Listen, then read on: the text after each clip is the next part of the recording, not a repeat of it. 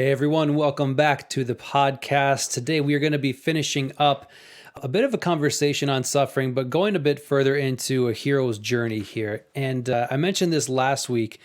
We're going to be finishing up some thoughts on Job as well. And so if you haven't listened to the last few episodes, you might want to go back and catch up on those because there's a lot of concepts and a lot of things that we'll be talking about here that we've been building on. So whether it comes to suffering or some things that you probably haven't known about the life of Job before. We covered a lot of that last time.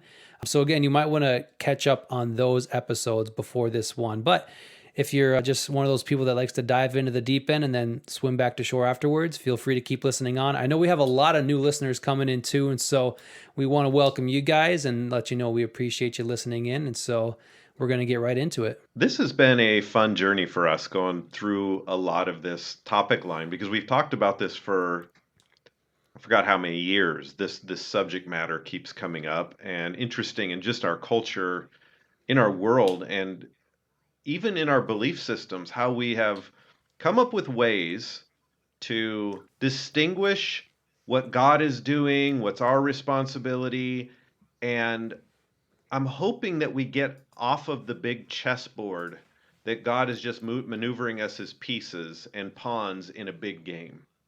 And I think that belief system has, like, he's sovereignly just moving the chess pieces. And we mentioned that last week of, yes, he's sovereign, but his word is what's sovereign. And so, as a sovereign ruler, once he puts his word out, he doesn't recall that. So, there's things in place, there's laws of nature, there's physics, all of those things are part of his sovereignty. And when we look at it from that perspective, I think a couple of ideas I want to explore in this podcast is to first of all now bring an overview to Job from a hero's journey and seeing that this is the oldest book in the Bible. It's one of the oldest written literatures in history.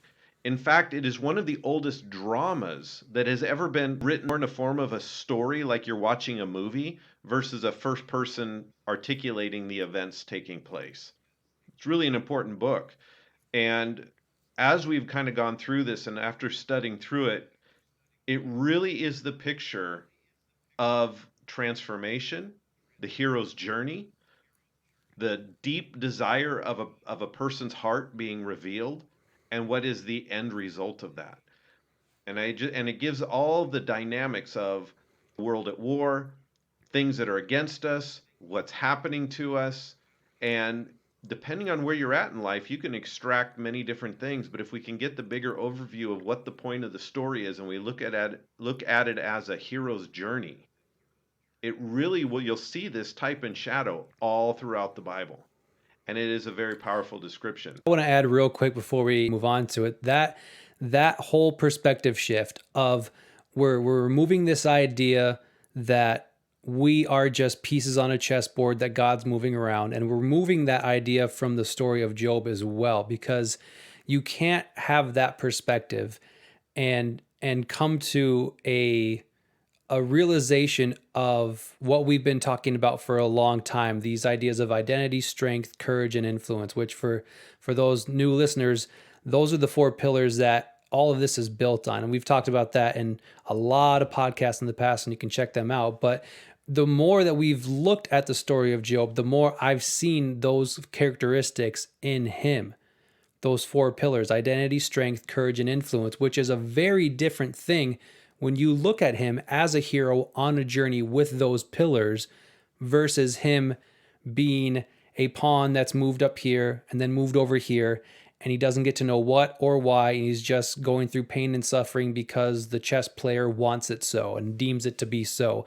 And that's a very different way of looking at the world, but it's a very different way of looking at the Bible as well. And you had mentioned a quote from Lord of the Rings that kind of ties into that as well, where you can look at everything as if and ask all these questions from the perspective of a pawn on a chessboard, but maybe there's something different to it. Yeah, so this comes from Lord of the Rings, and it's Frodo the Hobbit, and he's talking to Gandalf.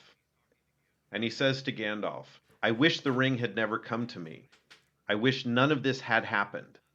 And then Gandalf responds, so do all who live to see such times. But that is not for them to decide. All we have to decide is what to do with the time that is given to us. There are other forces at work in this world, Frodo, besides the will of evil. And I think this is a huge picture. And you might say, well, Brian, you just said it, we're not part of a pawn on a big chessboard. Sounds like we are. Actually, if you notice that there's a spiritual realm, there's forces, there's evil, there's good, there's God, there's Lucifer, there's us, there's this world, there's this sin, there's all of these things, and we are plopped down in a time and space in history to deal with that.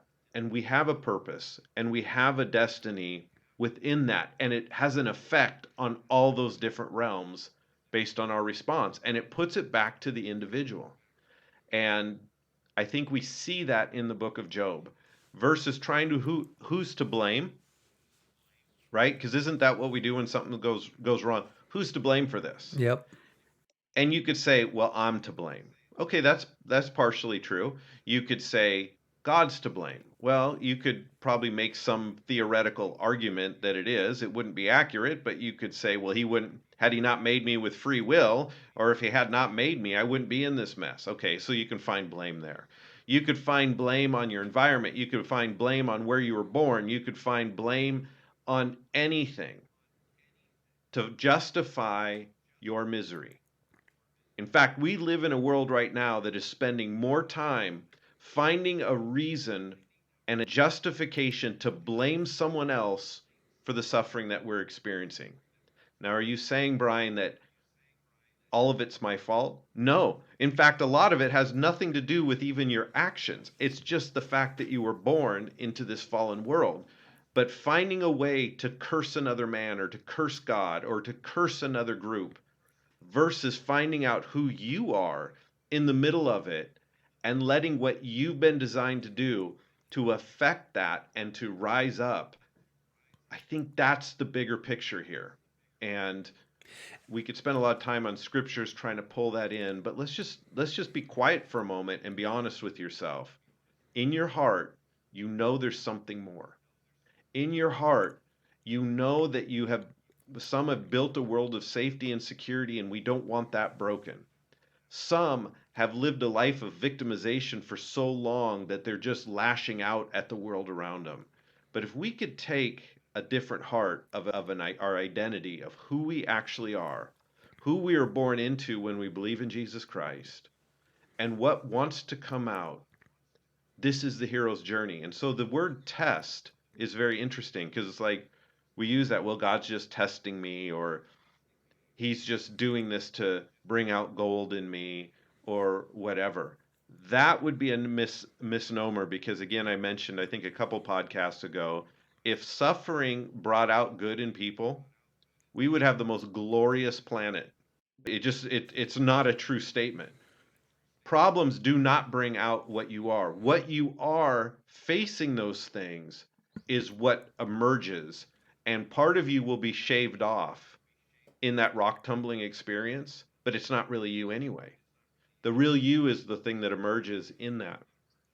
And so I think it's important that we go and focus more on the hero's journey now versus all the implications of what's happening to people. Well, and I think even looking at that word test, when I look at the journey that a hero goes on, and you can say the testing they go through on that journey, I think that's a terrible word to use for that context, because the way we use the word test is our memory goes back to being in school, being in a classroom, sitting at a desk, having a piece of paper and a pencil in your hand, and having a judgmental teacher at the front of the room who is going to determine your quality and your worth based on what you do and write on that piece of paper. And so if you get the correct answers, which in that context is essentially regurgitate the information that you've been taught, then you pass the test. And so we've made testing a thing of, can I repeat the correct information that was told to me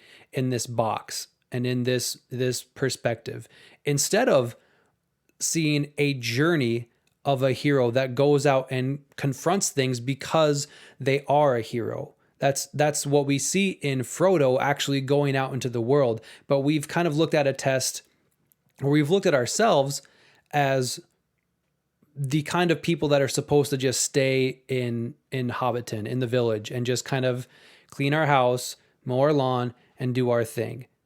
And if that's what you are, if God has made you into this, almost more of a drone and almost more of a gardener, then that's the life you can expect. And that's the kind of testing you can expect to go through. But if you're a hero on a journey, it's vastly different. Well, and that word test is actually the same word for adventure. And so, and the word adventure is very interesting. It means to an undertaking involving danger and unknown risks, an exciting or remarkable experience. Okay, at the early stages of an adventure, it may not feel like a exciting and remarkable experiences, but you will be it will have remarks and you will have a sense of excitement. The other definition is to expose to danger or loss, to venture upon, to try. And it's basically meaning I have to step into a realm that I'm unfamiliar with, I'm out of control. I don't have all of those safety measures that I've created, but now I'm stepping into the unknown. That is the adventure. And when we look at the word test, you can look at historically different tribes of rites of passage for especially for boys. So, like for instance, the Native Americans would send a young boy out into the wild with no food, no water, no supplies, and for 3 days he would have to go live out there. And in that, all of that experience, they would come back and they would have a name given to them. They want to know, what did you learn in that experience? What did you gather? And it was not a pleasant experience. It was a fearful experience, and they had to face things, and they were hungry and they were thirsty. But it was deliberate because they knew that boy could never step into manhood and become part of the tribe as a leader until he first went and faced himself. And that's really what it was. And we can find all these different examples. Now, am I saying that God is having you do that? What I'm saying is the Native Americans knew they lived in hostile lands. They knew they had other tribes wanting to attack them. They knew there's wild animals, and we can see this in Africa, of African tribes where one of the African tribes, you had to go kill a lion before you could become a man. So they would have to go and hunt down as a young boy and kill that lion in order to become a man. It wasn't the simple fact that we want to see how strong you could be, so I'm just going to randomly test you.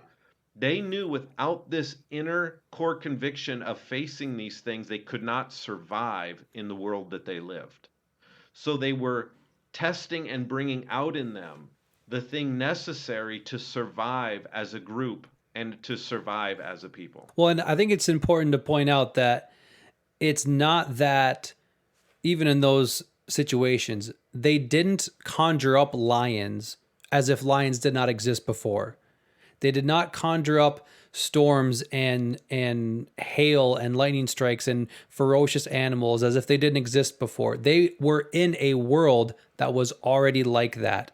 And so it's more of a, here's what you need to do to confront that world, and not just confront it, but to be a man, to be a leader, to be someone strong enough to overcome that world, and not just to live in it, but to thrive in it and to grow and to tame it and essentially have authority over it. And so it's not this weird thing where it's like, you know what, my kids, they need something to do, so let me go and create a lion and then throw them at the lion and see what happens. That's such a twisted mindset. But I think that's how we see this a lot of times. It's like, well, you know what? Kick them out of the nest, throw them into some adversity, and just see what happens. You brought up something really good there that we have to understand. We were not born into a peaceful utopia. We were born into a world that's at war.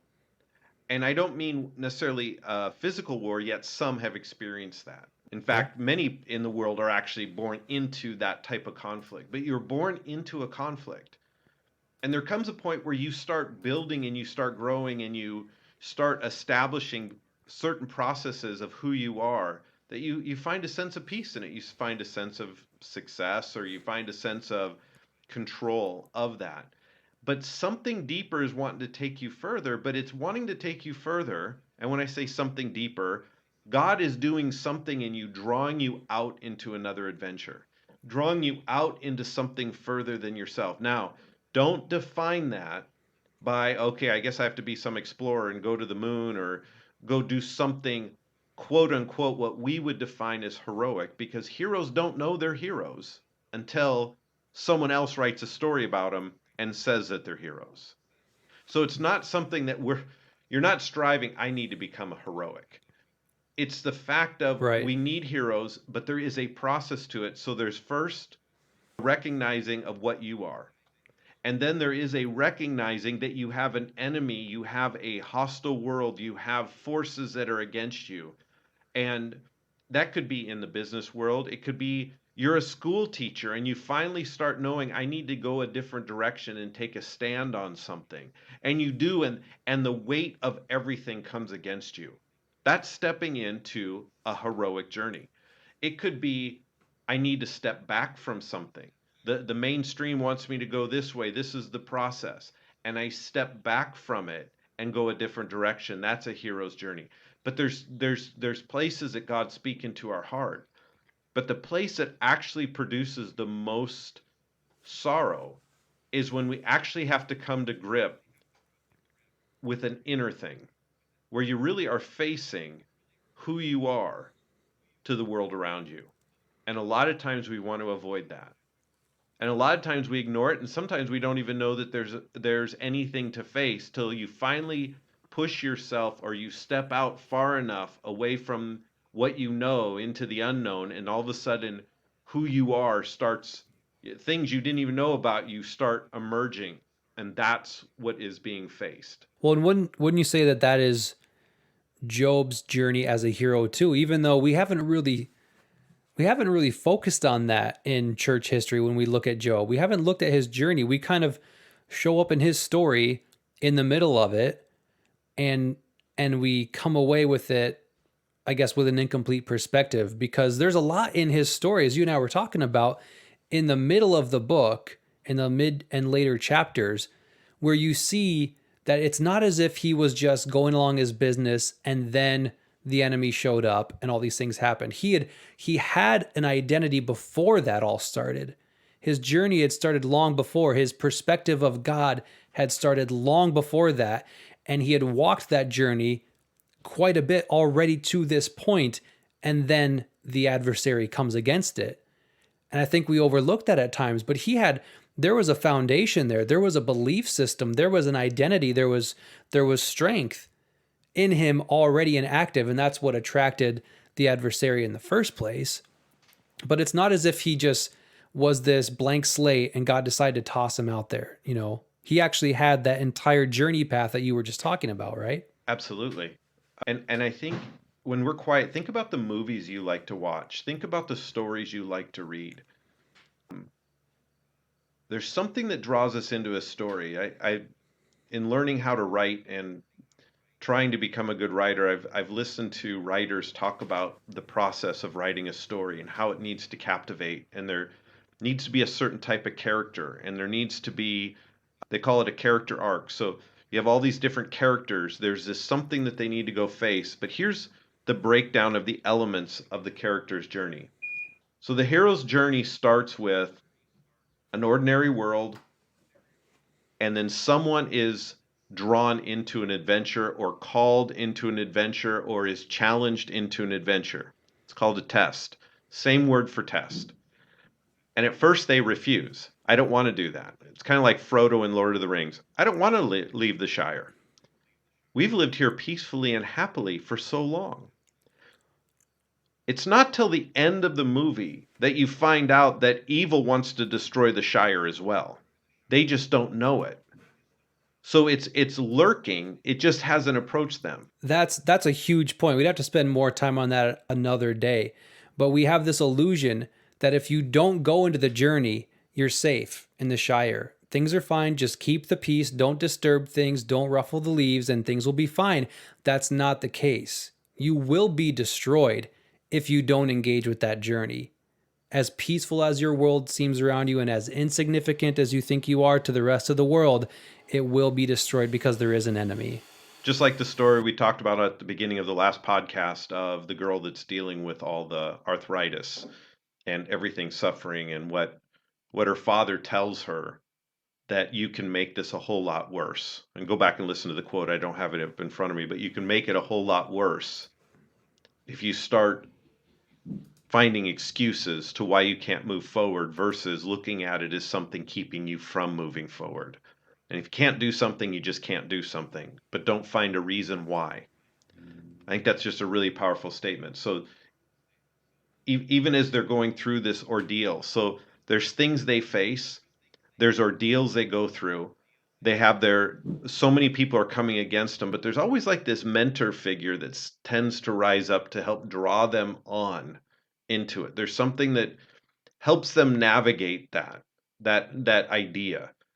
Then they finally face it. They win the reward. It's either getting the sword or beating the dragon or discovering something about themselves. Then they come back to home, but they're not the same person.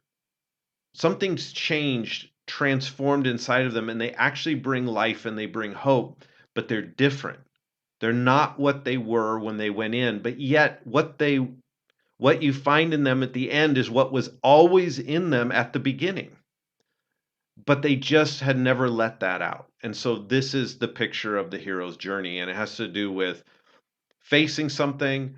It has to do with a death to an idea, a death to an old way, and then a resurrection, a transformation of something new. And that is the story. Think about every story that we like. That's involved somewhere in that mix. So let's get into kind of tying Job up and then moving on to some other stories regarding this. So we see in Job chapter 29, he basically lays out everything that he did.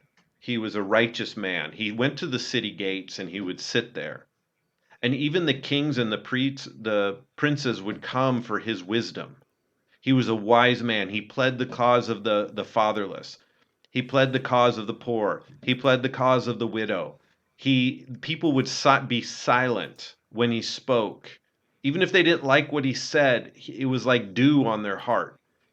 This was the character. He was the the righteous man bringing hope. It says that I was the eyes to the blind, I was the feet to the lame, I was the father to the poor. I searched out the case that I did not know. I broke the fangs of the wicked. I plucked the victim from the wicked's teeth. I comforted those who mourned. And he was in awe. It says, I chose the way for them and sat as a chief. So I dwelt as a king in the army. But he was not the king. He was not the chief. He was not the prince. But yet, because of who he was and the character of who he was, everyone came to him for his wisdom. That was Job before anything happened. Putting that story into context, so here's what Job was, this righteous man, doing everything that Scripture says a righteous person would do. God sees him as a righteous man, calls him a righteous man. Satan comes and wants to destroy him. And he said he only serves you and does these things because you give him things. So all this event takes place. And Job makes his comment for months. If you were to remember, months ago, I was sitting in the gate. Now no one will even look at me, talk to me, see me. They look at me as a worm. They look at me as a scourge. There's no comfort. They condemn me. They do all of this. Ponder that. Months, not years, not a lifetime, months. But what happened when he went to that gate? And what happened when he started living that out? His adventure began. He stepped into something that no one else was doing. He stepped into something that was available to everybody else, but no one was stepping into. And the moment the enemy of his soul could come in and undercut him and wipe him and to lie about him to God himself, that this man's only doing it because you've given him things. Then we see his journey, and he says later on, but he knows the way that I've taken. Job is talking to his friends, and he's talking about God. He knows the way I've taken. In other words, he knows the adventure and the journey I've chosen to take.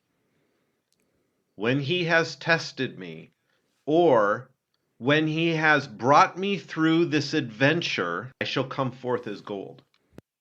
Because nothing's really changed. See, gold doesn't, you can remove impurities by adding fire to gold, but gold doesn't change its substance. So Job was gold before, he was Job after, but now it's revealed. So all the extra stuff is burnt off, but who he was doesn't really change, but his way of looking at things, his way of seeing things. But what was the thing that Job wanted in all of his journey? To know God. His whole thing was, I want to see him. I want to stand before him.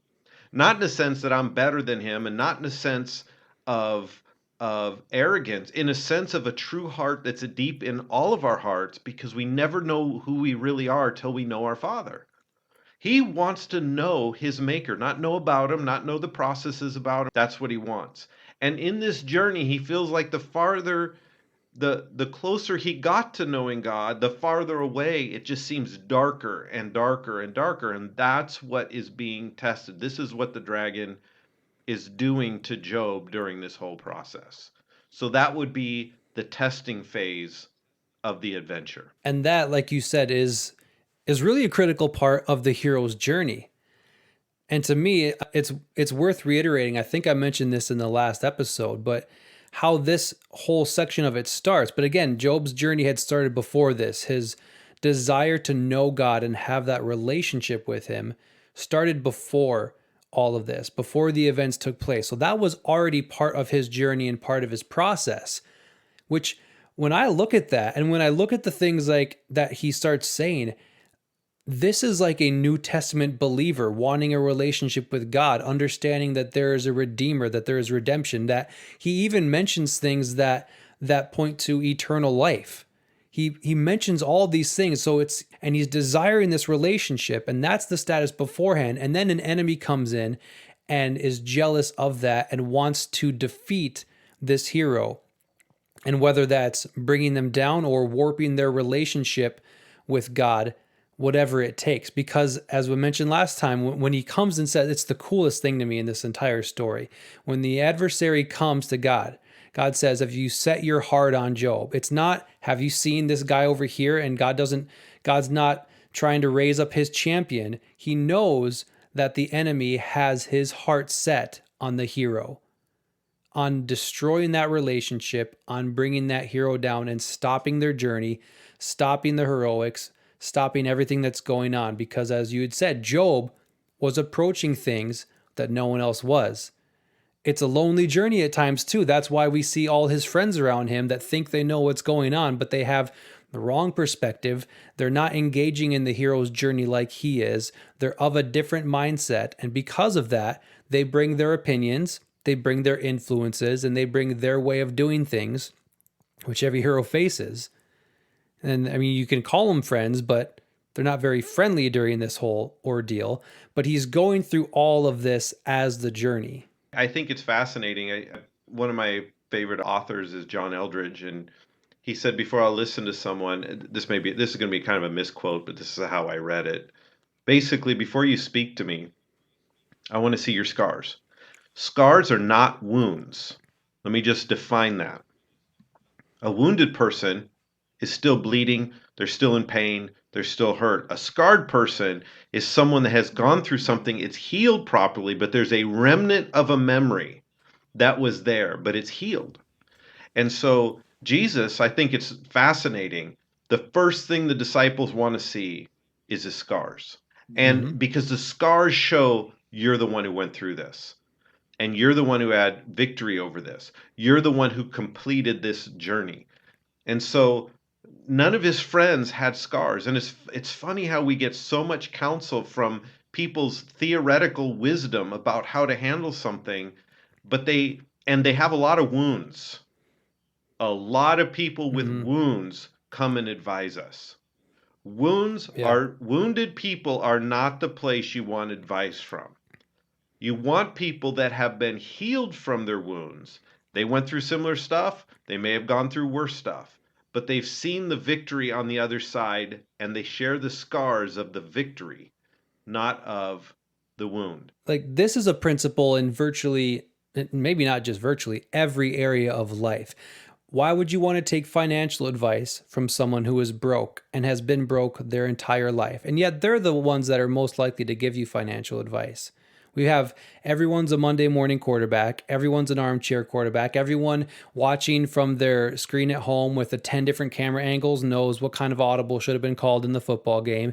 Anyone, if you have an idea to start a business and you tell your friends about it, they're going to give you a ton of advice on what you should do, having never started a business themselves. So that's just kind of a human habit, it seems, where we love observing other people going through great things and then giving our commentary on how it should have been done better. It seems to be it's almost like a condition we have where because we're not as involved in the process, we can give some better advice for some reason. But I don't know why that's such a big habit for everyone, it seems.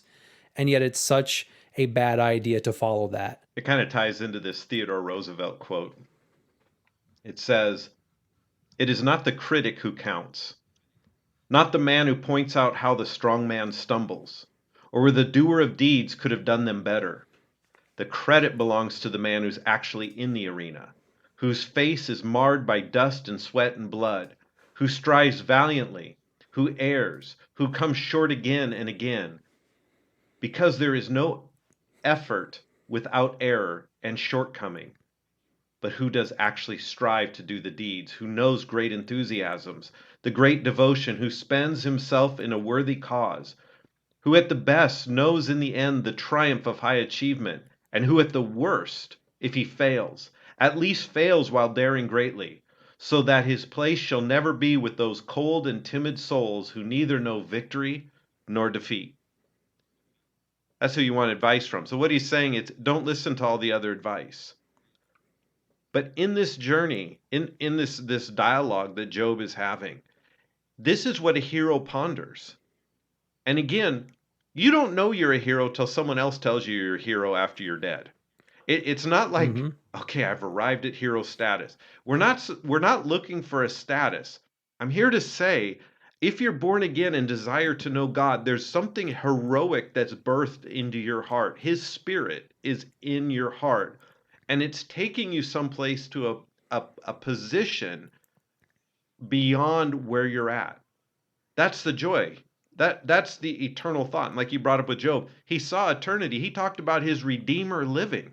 He talked about being saved from the pit. He already knew that there was something beyond this natural realm, even though he was feeling all of the pain and the angst and the fears and everything and the darkness in this time period of his life, brought upon, motivated by an enemy against him to destroy him. I actually give him a lot of credit too for being able to hold to his integrity when it seems that literally every other voice around him at the time was telling him otherwise. You've got his wife telling him to curse God and die. You've got all his friends. I think we touched on this a little bit in the last episode, but he mentioned something interesting about not relinquishing his integrity in the middle of these conversations with his friends. And they're not all necessarily saying curse God and die. What his friends are doing is trying to point out, hey, you're wrong, man. You've done some bad things and you need to come clean about it. You need to repent about it. You need to say you were wrong. You need to say that you weren't doing things good. Even the conversations with his friends, they're not so much saying, you know what, just curse God and die. They're bringing different perspectives at him of, you've probably done something wrong. You need to own up to it. You need to admit that you haven't been good. You need to come clean about things that you've been lying about. You need to be more honest. And we would tend to look at that as, you know what, we need to be a bit more agreeable and listen to other perspectives because maybe they're right. Maybe I have been doing things wrong. And there's a context to that. Sure, there's a lot of times where mentors and people around us can point out things that maybe we're missing. Absolutely. But on this hero's journey, when he knows that his integrity or that his righteousness is confirmed and it is set, it would actually be sacrificing his integrity to agree otherwise or to say otherwise or to come to this point of, you know what? I have been a screw up and I'm a terrible person. I'm this little lowly worm. That would be a loss of integrity for him to say that because it wasn't the truth. Even though he's going through this pain, that doesn't mean his righteousness or his integrity had been compromised by that. And he holds to it. He holds to it when every other voice is telling him not to. And that is a difficult thing to suffer through in this journey. These are the historical truths. This was written by, there's a man who wrote, I don't have the title of the book. I'll try to get it up there, but he was just going through the type and shadows of the hero's journey throughout all the mythical, all of the stories throughout history. Maybe not all of them, but a lot of the main stories for history. So here's the three main points. We must first leave home to find home. We must lose ourselves in order to find ourselves. We must surrender to win, and we must give up something important to gain something important. This is all of Jesus' life. He had said this like 5 or 6 times in his own in the New Testament. And so when we look at that, it's like, okay, what do we have to give up? Does that mean we have to literally have to die? And Jesus said, unless a seed falls into the ground and dies, it abides alone. So in 1 Corinthians, Paul says, we speak of the mysterious and hidden wisdom of God, which he destined for our glory before time began. So let's begin with the book of Job. There is a mysterious and hidden wisdom that man at that time did not know, that was hidden for us, and he destined for our glory before time even began. And it's like he hid this treasure from the enemy, that when the enemy would try to do something, it would actually create a different process for our benefit. So it was almost like a secret weapon, you could say. I'm kind of diminishing all that, and I don't want to be superficial in this process. But it said none of the rulers of this age understood it. For had they would not have crucified the Lord of glory. Jesus would not have been crucified if they would have understood the mystery of resurrection. They would have not if they knew that what they were doing to someone to destroy him was actually going to make them greater, they would not have done it. So this resurrection, this hero's journey, it is typified. Even nature reveals this process. It reveals the resurrection. It reveals this newness of life. So in 1 Corinthians 15:35 through 36, it says, "But someone will ask, how are the dead raised? With what kind of body do they come?" And Paul says, "You foolish person, what you sow does not come to life unless it dies." So you're probably saying, "Oh, so I have to physically die and then I'm resurrected." Well, there's an element of that. And so this whole idea that even Jesus said the hour has come for the Son of Man to be glorified. Very truly, I tell you, unless a kernel of wheat falls into the ground and dies, it remains only a seed, but if it dies, it produces many seeds. Well, now we know that in the sense that the seed does not actually die, in the sense that it crumbles, decays, and becomes nothing. In that context of what he's saying, which is a similar picture of this hero's journey, is that it becomes something different. It transforms. And so the best picture of that is this statement was said describing it. So what of the seed? Can you dig up the plant and find its seed down at the bottom with little planty bits growing from the inside? No. It's essentially died to itself. So isn't that part of the hero's journey? You die to yourself, and it ceases to be a seed in order that the plant would live. It can no longer find its identity in the old self, a seed. And in this way, it has died. It has ceased to exist as its original self. This is what goes on. So everything Job had built, everything Job had done, he had done it with the integrity of his heart, but it was still not in a manner that can affect the kingdom the way who he really was would come out. So, in a sense, in all of that suffering, he held true to what he was, but he allowed that old seed of getting there to die off. The old seed of sacrifices, the old seed of doing everything right so that harm wouldn't come, the old seed of the kind of a law-based way of thinking, that had to die off so he could be resurrected into something new. And you see him go through that transition. He becomes something different. Same Job, same integrity, same righteousness, but the shape of it, the look of it, the feel of it is different on the other side. And that is resurrection. That is that transformation point inside of us. Like a caterpillar doesn't work at becoming a butterfly. It literally transforms into something new. There's a chemical change that takes place inside that it begins affecting the outside. But it was always to be a butterfly.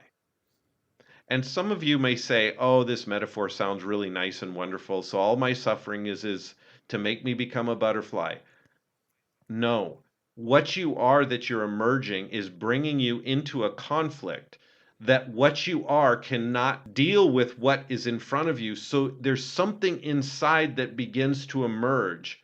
And as we let that emerge, that's what takes us into a new place where we step into a realm or step into a position or step into a new way of thinking that begins altering what's going on. That you eventually die to one way of thinking and you take on a new way of thinking. You eventually die to what you valued and where your value comes from, and you step into where a new place of value comes from. That's the hero's journey. The motives are still pure. You can't like wake up one day, I'm going to go be a hero. So I'm going to go face all these challenges. I'm going to go do all these things. That's still your old way of doing it. I'm just saying the moment you let your heart go beyond what your head has understood and what your head has, the comforts of your world, and you allow your heart to step into a new realm, it is a scary place. It is a place that it's unknown to you. But it's in that place of adventure or testing or being tried that who you are emerges as something different. Now we put our life in Jesus. So what does that mean? I no longer have to trust in myself. Just letting Jesus be your life is an amazing adventure, and there is so much that wants to come against that idea, that simple idea that I'm transformed into something new. That's what the war's over. That is the conflict, and Job was in the middle of that conflict.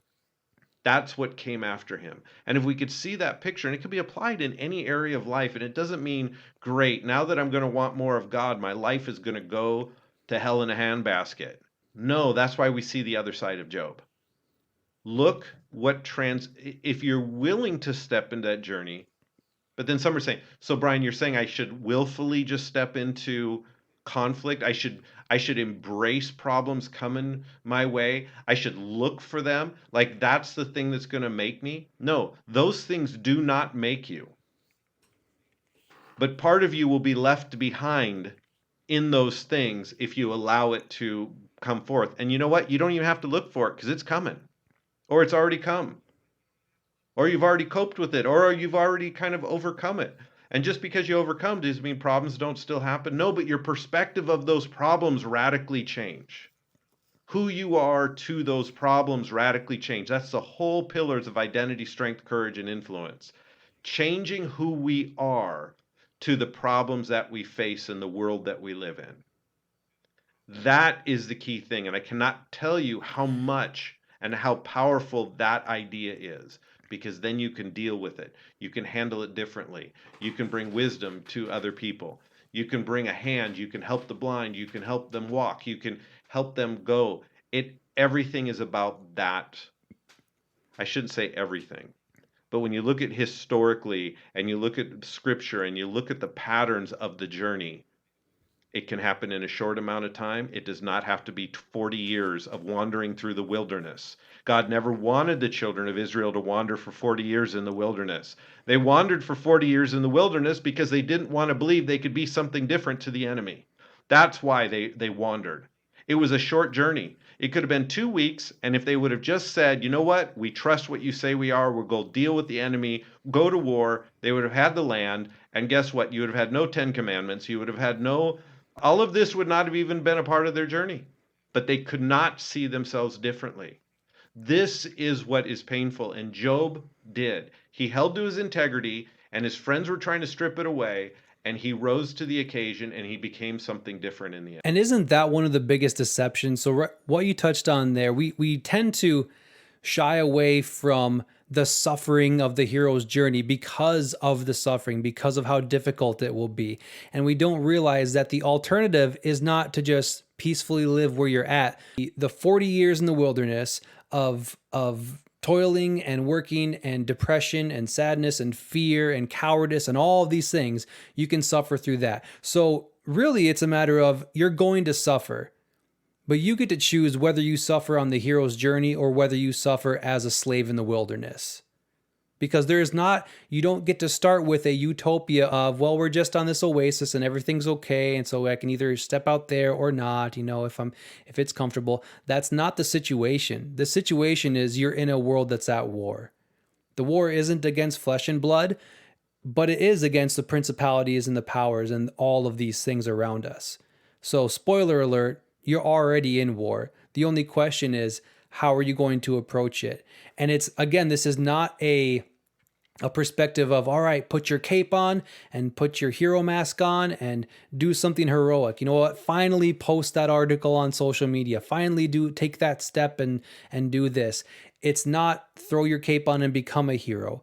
It's these things are part of the journey, and you can let them naturally flow out of you and see these stories, as we've been talking about, for what they are, to see these journeys and understand that's a process you will go through as well.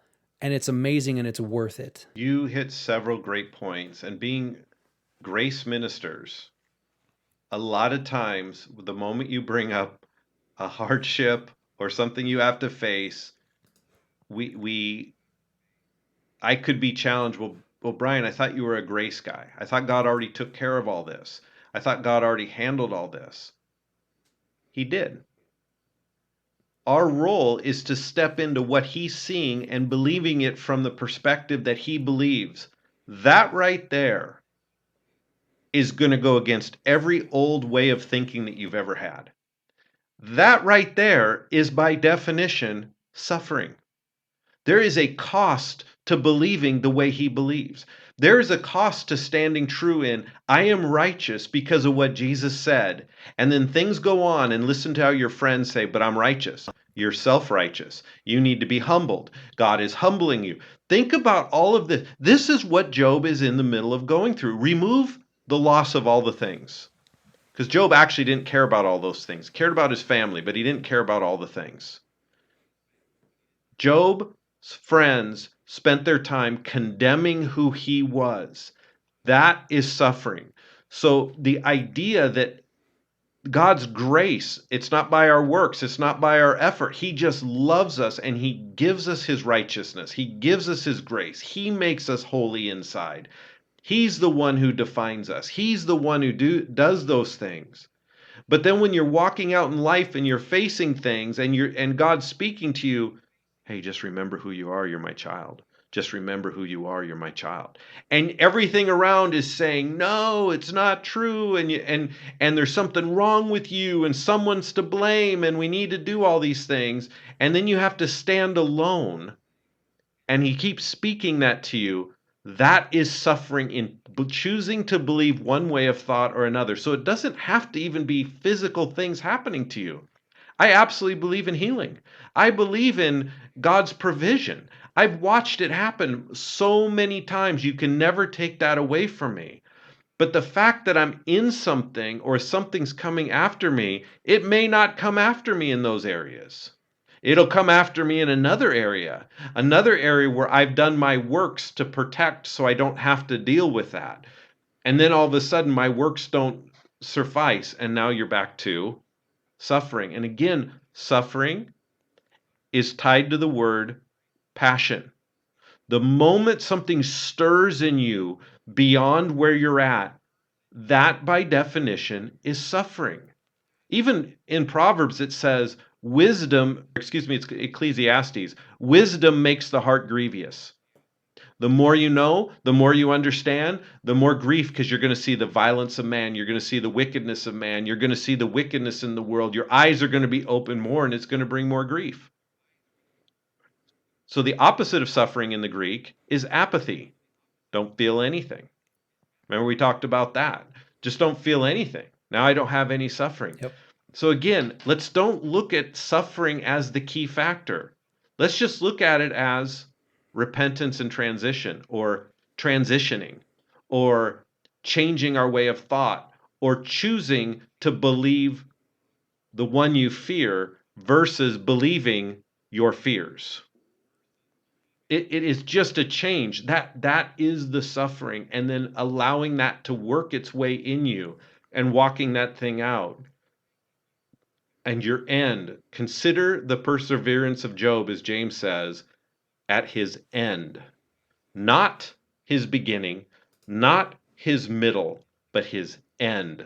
That's the hero's journey. I would add one more thing too. The voices you're going to hear are also going to sound like this at times, and I think this one is pretty applicable for us today. Is, well, if you really were, then this would have happened. And Job sees this with his friends as well. Like, well, Job, if you really were righteous, then this wouldn't have happened to you, or this would be happening to you.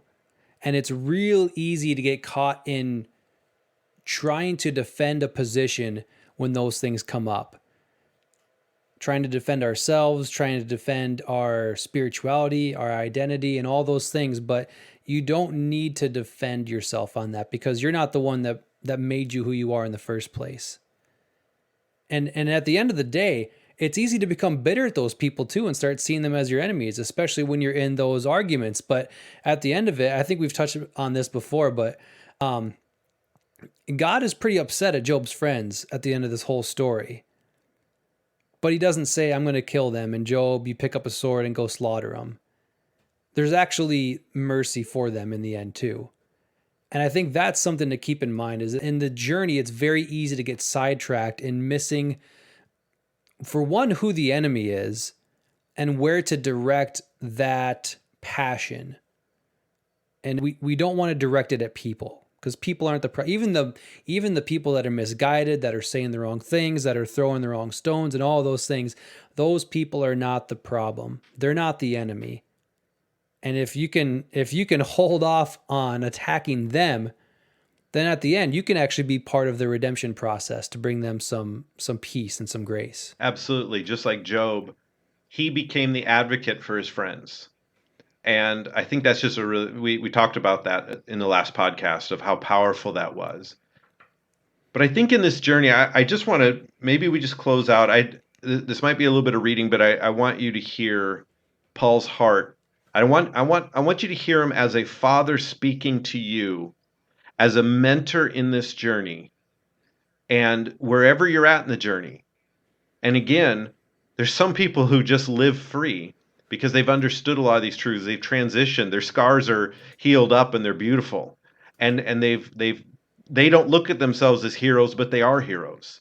And they handle things differently. They're not moved by the rejection of man. They're not moved by the problem. When they see the problem, they just face it, address it, and they keep moving forward like the Apostle Paul. I've experienced all these things.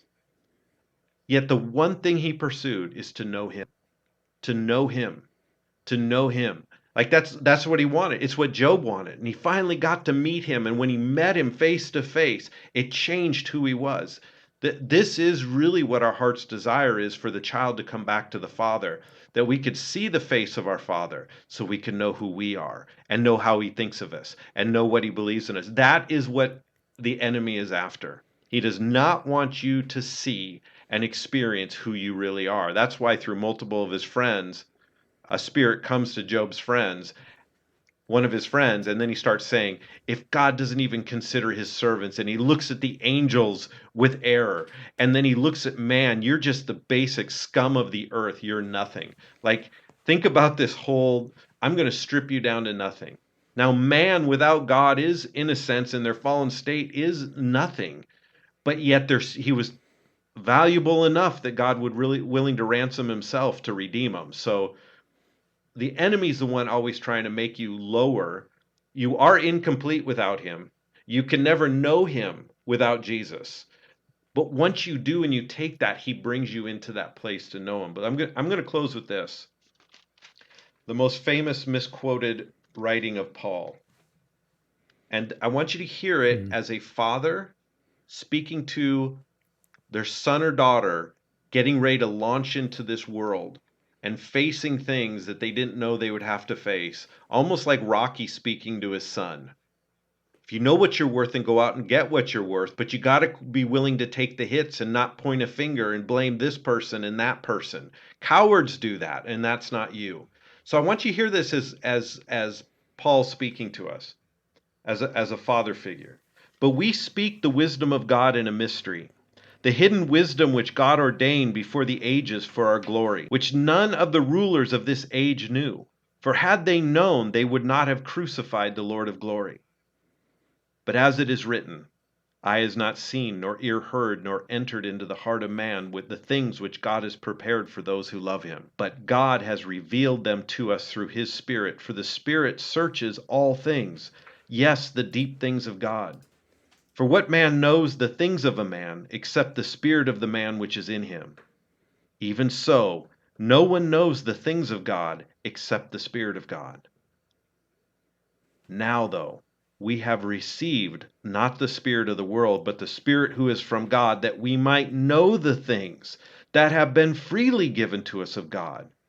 These things we also speak, not in words which man's wisdom teaches, but with the Holy Spirit teaches, comparing spiritual things with spiritual. But the natural man does not receive the things of the Spirit of God, for they are foolishness to him, nor can he know them, because they are spiritually discerned. But he who is spiritual judges all things, yet he himself is rightly judged by no one. For who knows the mind of the Lord, that he may instruct him? But we have the mind of Christ. This is powerful because if you've received Jesus, your spirit and your natural. In other words, you've been given the capacity to see in the other realms that Job could not see. He couldn't see what was going behind the scenes to be after him, but we can know what's going on behind the scenes. We've been given something different. And I say all this that in this journey, our main focal point should be of knowing him. Because every hero in the Bible and every hero throughout life, it had an experience, an epiphany, a moment where they experienced what they were pursuing. In the Old Testament, these characters, they met God and it changed their life. And every place they had an encounter with God, that's where we get all the names of God of the Old Testament. These men would have an encounter with God himself and it changed them. It opened them. God is not hiding himself from us. Our foolishness of the wisdom of the world is what's hiding us from him. But he's not hiding. And so when we get that, when we can understand that in the hero's journey, embrace the one idea, I want to know him. And you will find yourself coming out not transformed that you were one thing, you were one person and now you're a different person. You're the same person, but who you are metamorphoses creates has a metamorphosis effect into what you really are. That your identity and everything is transformed into that. And no, the enemy does not want you to have that, because the moment you have that, you become a threat to his kingdom. And the moment you're a threat, things get unleashed against you. But when you know what you are, you can now take that in stride and move forward and keep being everything that you are. And the end of Job was so much better than the beginning. That's the reward, but it's not even the ambition. It's just the byproduct. That's why it says, seek first the kingdom of God and his righteousness, which is what Paul's talking about. All these other things are added unto you. You don't have to be like them and search after that. Go after this, and don't worry, I got your back over here. And that's the hero's journey. There it is. Well, that's going to do it for this episode, guys. I hope that listening to this stuff has helped lift you up in your identity, your strength, your courage, and your influence. That's the whole point of this. So there's no condemnation in this. There's no conviction that you're wrong in this. And so if any of that is coming across, then just know that's the enemy trying to mess with you and keep you out of the journey. So we're going to wrap it up for now. We'll be back again next week with another episode. We appreciate you guys listening in and tuning in. Until next time, be strong and stay in the fight.